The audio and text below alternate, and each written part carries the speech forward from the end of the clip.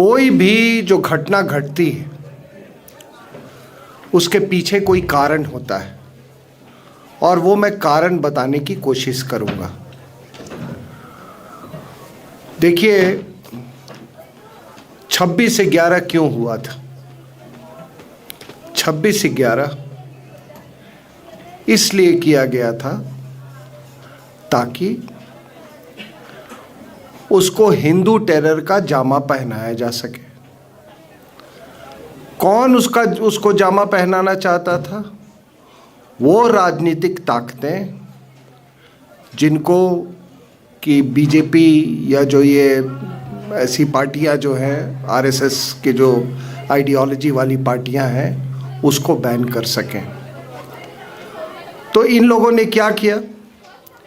इन लोगों ने पाकिस्तान के जो जिहादी तंजीमें हैं, खास करके लश्कर तोयबा, उनसे मिलाप किया। कैसे मिलाप किया? दाऊद इब्राहिम के मार्फत से मिलाप किया। दाऊद इब्राहिम का क्या रोल है इस कंट्री में? तो आपको मैं बता दूं कि 3 चीज़ें दाऊद इब्राहिम कंट्रोल करता है इस कंट्री में काफ़ी हद तक। एक, राजनीति। आपको मालूम होगा, आपने कई डिबेट्स में भी देखे होंगे, कुछ लोगों का जिक्र आता है जब दाऊद इब्राहिम की बात होती है, कुछ राजनेता को, तो यहाँ का वो राजनीतिक पर उसका नियंत्रण है काफ़ी हद तक।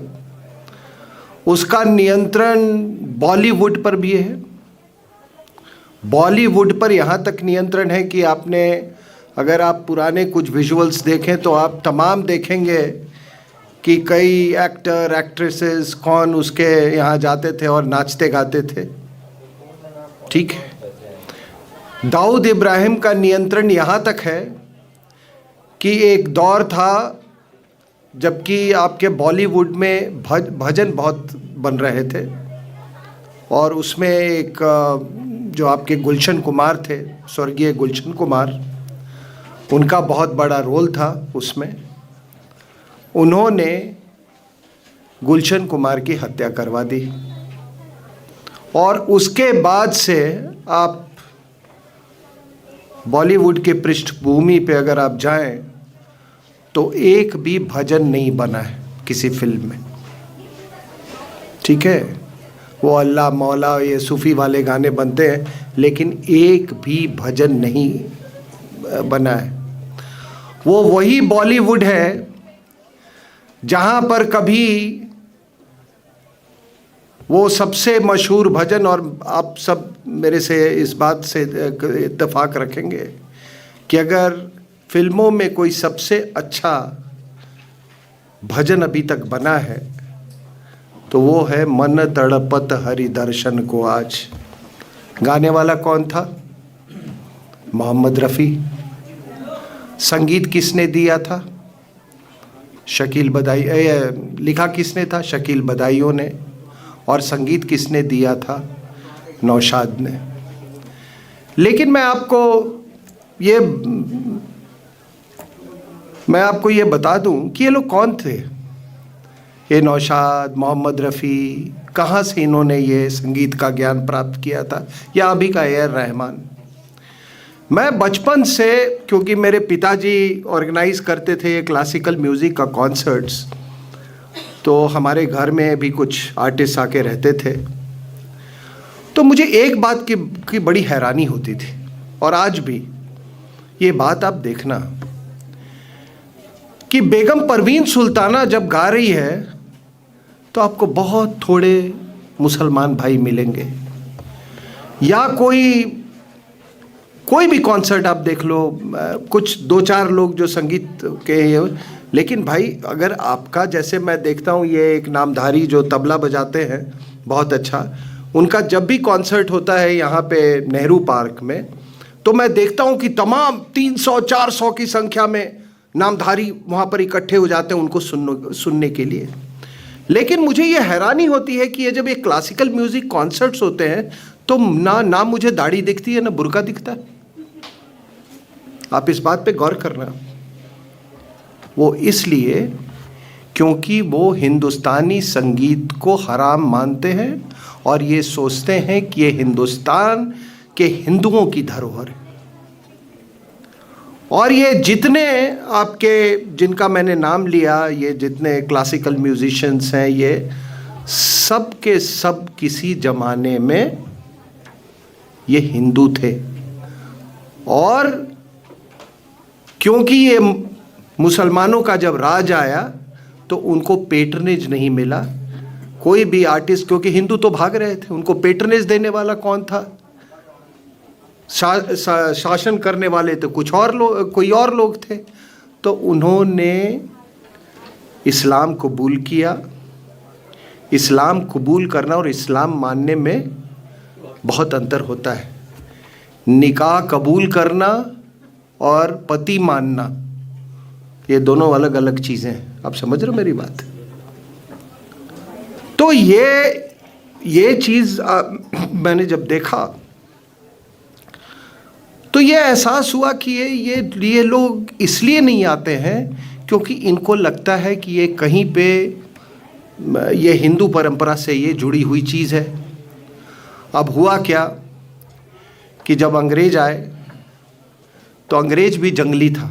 मैं आपको बता दूं, जब अंग्रेज आया तो वो भी जंगली था। ये जो आप ये देख रहे हैं ना, ये जो आज ये तमाम कॉलेज और स्कूल्स और convents, it's a very recent phenomenon, ठीक है? वो भी हमारे सामने ही सिविलाइज्ड हुए हैं, ठीक है? तो जब वो आए, उनका कब्जा हो गया, तो धीरे धीरे जो हमारे ये राजा महाराजा थे, उनके हाथ से पावर तो निकल गई। उनके पास कुछ नहीं था, लेकिन उनकी जागीर थी और उन्होंने पेट्रनेज दिया ये म्यूजिशियंस को। और उसमें ये तमाम म्यूजिशियंस जो हैं, आज के जो नाम जो माने जाने वाले जो नाम हैं, वो सब उनको संरक्षण दिया, उनको पेट्रनेज दिया और उनको प्रोत्साहन दिया। और तभी ये घराने बने, जैसे जयपुर घराना हुआ, ग्वालियर घराना हुआ इत्यादि, इंदौर घराना हुआ। तो मेरा कहने का तात्पर्य क्या है कि देखिए, सरकारें जो होती हैं उनका क्या काम होता है? सरकार का काम होता है देश की सुरक्षा। और देश की सुरक्षा किस लिए? देश की संस्कृति की सुरक्षा। और देश की जब संस्कृति की सुरक्षा, मैं यहाँ पे अभी बरेली में था, तो एक शख्स ने एक बड़ी अच्छी बात कही कि ये जान लीजिए कि जितने इन्फीरियर रेसेस होते हैं, इन्फीरियर मतलब जब हम सिविलाइजेशनल उसके यार्डस्टिक पर उसको लेते हैं, मापदंड पे, तो ये जंगली लोग ही आप पर आके कब्जा करेंगे।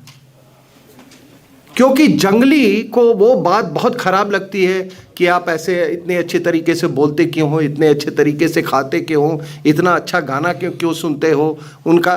तो वो एक उनको कॉम्प्लेक्स होता है कि उसको अपने स्तर तक नीचे लाना है। और वही